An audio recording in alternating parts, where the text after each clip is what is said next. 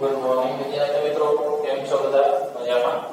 તમારા ધોરણ 9 ની અંદર ઇંગ્લિશ વિષય ધોરણ 9 ના ઇંગ્લિશમાં મિત્રો આપણે રીડ નંબર 3 કાલે રીડ નંબર 2 પૂરું કર્યું હતું. આજે રીડ નંબર 3 ની વાત કરીએ, જેનું નામ છે ધ ફન ધે હેડ.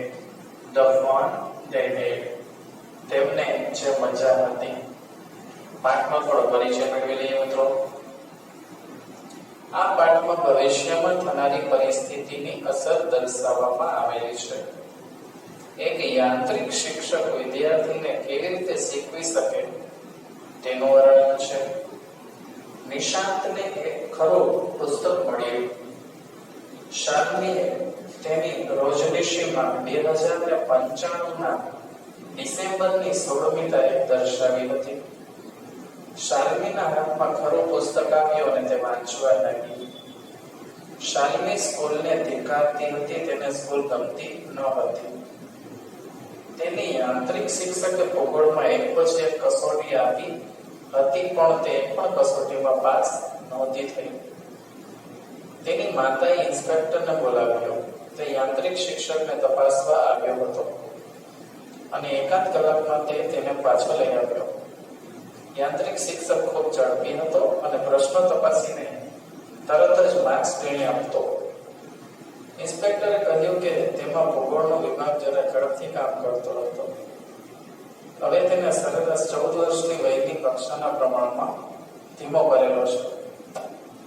શાલિનીએ એમ કે યાંત્રિક ટીચરને કાયમને માટે લઈ જવાશે. નિશાંતે શાલિનીને કહ્યું કે સદીઓ પહેલા સ્કૂલમાં માણસ ટીચર હતા.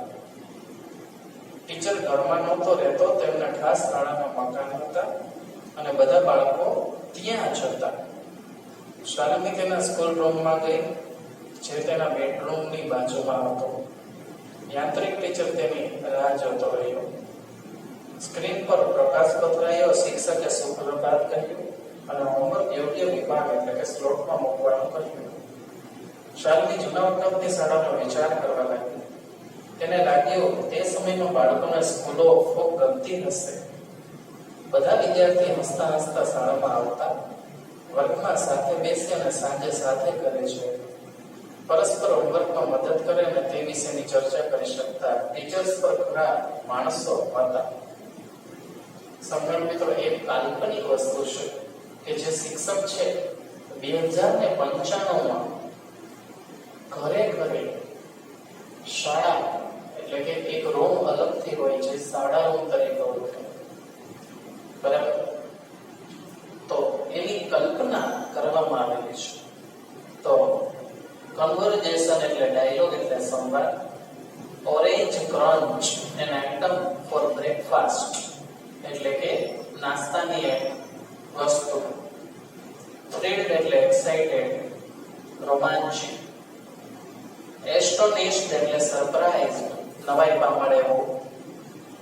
સ્કોર્નફુલ with a feeling of dislike. Scornful એટલે કે with a feeling of dislike, ના ગમે તેવી લાગણી. Slot, a narrow opening of a machine through which something can be dropped or received. Slot એટલે આપણે બધાને ખબર છે, સ્લોટ એટલે મોબાઈલની અંદર સ્લોટ હોય. શેનો? કાર્ડ સ્લોટ હોય, મેમરી કાર્ડ સ્લોટ હોય. સ્લોટ એટલે એવી જગ્યા જ્યાં કોઈ પણ વસ્તુ મૂકી શકાય અથવા લઈ શકાય. સેટિસ્ફેક્ટરી એટલે ઓકે, એક્સેપ્ટેબલ, સંતોષકારક. રેસિસ્ટેડ, ઓપોઝ, વિરોધ. લીટ અપ, બ્રાઇટન એટલે કે ચમકતું. પ્રોસીડ, ગો અહેડ, આગળ જવું. શીડ, સેડનેસ એટલે કે સેડનેસ, દુઃખ ભેરું. હવે પાઠની શરૂઆત કરી છે. Today Nishant found a real book. Shalini wrote the sentence in her diary. આજે નિશાંતને એક સાચું પુસ્તક મળ્યું. શાલિની આ વાક્ય તેની ડાયરીમાં લખ્યું હતું. The deadline showed 16th of December 2095. 16 December 2095 તે તારીખની નોંધ દર્શાવતી હતી. It was a wonderful. She even tried to draw the book. તેણે તે પુસ્તક દોરવાનો પણ પ્રયત્ન કર્યો. It was a wonderful piece. તે અદ્ભુત ચીજ હતી. Piece, piece એટલે વસ્તુ અને Pace, peace એટલે શાંતિ. She tried to recollect the event and the conversation they had during the daytime. તેણે તે પ્રસંગ અને દિવસ દરમિયાન તેમની વચ્ચે થયેલ વાતચીતને યાદ કરવાનો પ્રયત્ન કર્યો. It was Thursday. તે શું હતો મિત્રો? ગુરુવાર હતો. It was Thursday. તે ગુરુવાર હતો. Shalini was having a cassata bread and orange crunch with honey. Shalini cassata bread અને orange crunch મધ સાથે ખાતી હતી. Nishant rushed into the hall with something strange in his book and Nishant કોઈ વિચિત્ર વસ્તુ લઈને હોલમાં ધસી આવ્યો એટલે કે આવી ગયો. Look Shalini, this is a real book. Show Shalini, આ real એટલે કે સાચું પુસ્તક છે. Doesn't look like, is it a book? Shalini said. એવું તો નથી લાગતું. શું આ પુસ્તક છે? Shalini બોલી. Yes, a real one. Grandfather said so. હા, સાચું પુસ્તક. દાદાએ એવું કહ્યું. Doesn't look like, is it a book? Shalini said. એવું લાગતું તો નથી. શું તે પુસ્તક જ છે? Shalini બોલી. Shalini took that thing in her hands with great care. Shalini તે વસ્તુ ખૂબ કાળજીપૂર્વક તેના હાથમાં લીધી. તેણે પાના ઉઠાવવાનું શરૂ કર્યું. She started turning pages. She was thrilled and astonished. તે રોમાંચિત અને વિસ્મય પામી. Shalini's grandfather said that he was a little boy when his grandfather told him about printed book.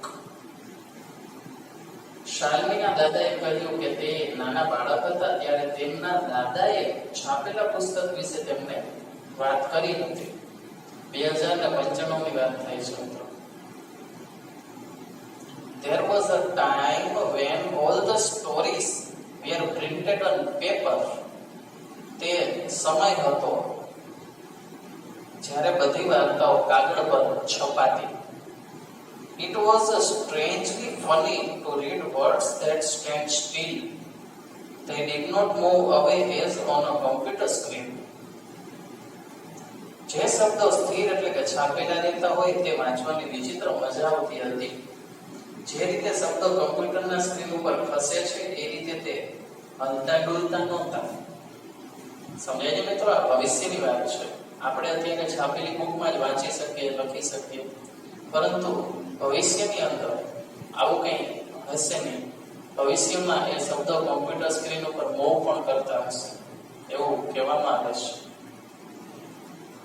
And then she turned back to the page they had once read. અને પછી તેને એક વખત પાનું વાંચી લીધું. પછી તેને પાછી ફરી. They were surprised to see the same words that were there before. જે શબ્દ પહેલા જ્યાં હતા તે જ શબ્દ ફરી ત્યાં જોઈને એમને નવાઈ લાગી. કારણ કે ભવિષ્યમાં હેરી પોટર એવા તમે પિક્ચર જોવો તો તમને ખ્યાલ આવે કે ફોટા છે એ પણ મૂવ કરતા હોય, શબ્દો પણ મૂવ કરતા હોય. ખરેખર એવું ના બને પણ ભવિષ્યમાં કલ્પના કરી શકીએ. Oh, what a waste, said Nishant. Oh, કેવો વ્યય, નિશાંત બોલ્યો. When you have read this book, you have to throw it away. જ્યારે તમે આ પુસ્તક વાંચી લો ત્યારે તમારે તેને ફેંકી દેવું જોઈએ. We have millions of books on a single screen. આપણે એક જ સ્ક્રીન ઉપર લાખો પુસ્તકો છે. Therefore we don't throw it. તેથી આપણે તે ફેંકી દેતા નથી. But is this an interesting book? What is it about? asked Shalini. પણ શું આ રસ પડે તેવું પુસ્તક છે તે શાના વિશે છે? સારણીએ પૂછ્યું. સ્કૂલ, શાળા. ચાલો આજે આટલું જ રાખીએ છીએ મિત્રો. હવે તમને ખબર જ છે કે આજે આપણે જે કર્યું જ્યાં સુધી કર્યું બરાબર તે તમારે તમારી રફબુક ની અંદર એકવાર લખી નાખવાનું છે. સારા અક્ષરે કોઈ પણ ભૂલ વગર રફબુક ની અંદર આજે જેટલું કરાયું એ તમારે લખી નાખવાનું છે ભૂલ્યા વગર. ઠીક છે? તો તે બધા નંબર વ્યવસ્થિત પૂર્ણ કરી લેજો. હવે મળશું આવતા નેક્સ્ટ વિડીયોમાં મિત્રો. ત્યાં સુધી ઘરે રહો, સુરક્ષિત રહો.